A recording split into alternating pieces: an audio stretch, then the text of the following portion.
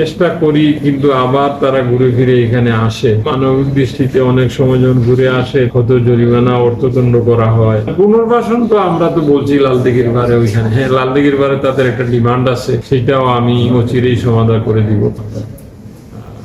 অভিযানে আমরা আসি, কিন্তু হয়তোবা এই অভিযানটা যে একটা মানে পর্যাপ্ত না।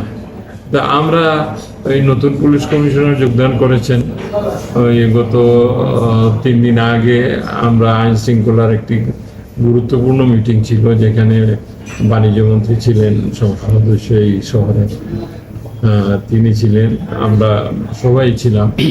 তো এইখানেও সিএনজির এই প্রসঙ্গটা এসেছে, বা রাস্তায় হকারের বিষয়টা এসেছে। সেটা আমরা অচিরেই, বিশেষ করে সিটি কর্পোরেশন, মেট্রোপলিটন পুলিশ এবং জেলা প্রশাসন, আমরা যৌথভাবে এই নিয়ে কাজ শুরু করব। আমরা তো চেষ্টা করি, কিন্তু আবার তারা ঘুরে ফিরে এখানে আসে। এখন তো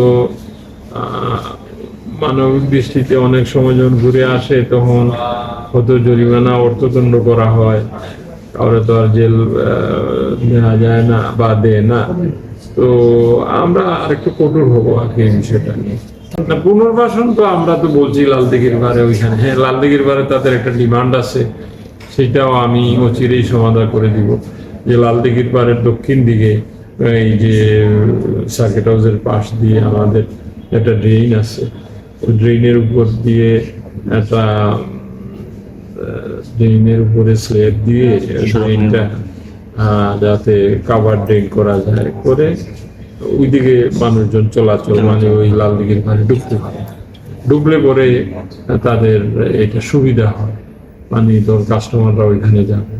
এটা তাদের নেতারা আমার সাথে আলাপ করছিল, আমরা এটা উদ্যোগী হচ্ছে এই রাস্তাটা করার চেষ্টা করছি।